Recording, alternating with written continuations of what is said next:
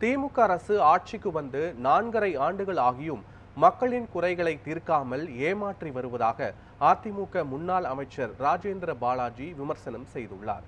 சேலம் மாவட்டம் ஆத்தூரில் சேலம் புறநகர் மாவட்ட அதிமுக சார்பில் கண்டன பொதுக்கூட்டம் நடைபெற்றது.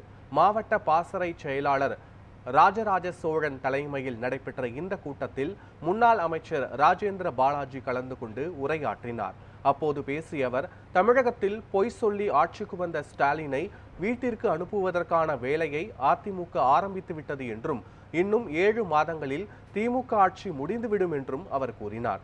திமுக அரசு ஆட்சிக்கு வந்து 4.5 ஆண்டுகள் ஆகியும் மக்களின் குறைகளை தீர்க்காமல் ஏமாற்றி வருவதாக ராஜேந்திர பாலாஜி விமர்சனம் செய்தார். திமுக பிசிஏ போட இவங்க கூட்டு வச்சு வாஜ்பாயை போய் பார்க்கும்போது இவரும் போனவர் தானே, இவர் மாமா மருமக முரசொலி மாறம் போனாரு, கலைஞர் போனாருன்னா அப்ப இருந்து அவங்க வந்து பஞ்ச பிரதேச தெரியலையா, மதவாதிகளை தெரியலையா? அன்னைக்கு ஆட்சியில் இருந்து 5 வருஷமா ஆட்சியில் இருந்து மத்திய ஆட்சியில் பல குறைகளை கேட்டுப்பட்ட திமுக இன்னைக்கு பிஜேபி தாக்குதல் நோக்கம் என்ன? அண்ணா திமுக பிஜேபி கூட்டு வந்துடக்கூடாது, இது பலமான கூட்டணி, நம்மால் இருக்க முடியாது என்ற பயத்திலே தான் ஸ்டாலின் ஏமாற்றார். சிறுபான்மை ஓட்டுகளை வாங்குவதற்காக, இஸ்லாமிய பெருமக்களுடைய ஓட்டுகளை வாங்குவதற்காக, கிறிஸ்தவ மக்களுடைய ஓட்டுகளை வாங்குவதற்காக பிஜேபி சொல்லி ஒரு பூதத்தை கலைக்கிறார். பிஜேபி என்ன தீண்டுதகாத கட்சியா? அவர்கள் ஆளுகின்ற மாநிலங்களில் எங்கேயாவது சிறுபான்மை மக்கள் பாதிக்கப்பட்டிருக்காங்களா? அல்லது இவர்கள் பிஜேபி ஒரு கூட்டணியை சேராதவர்களா?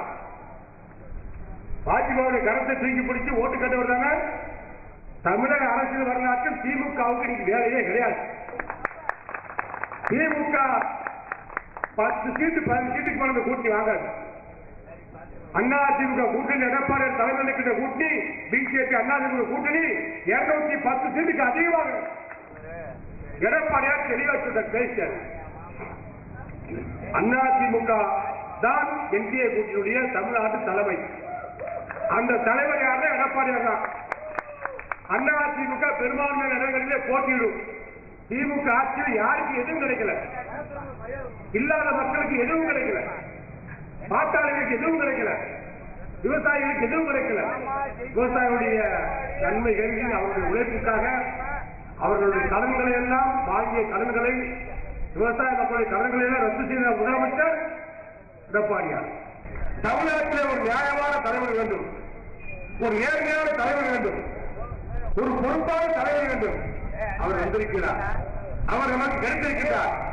சேலம் மாம்பழம் வீட்டுக்கு சொந்தம், சேலத்துக்கு மாங்கனி நம்முடைய எடப்பாடியார்.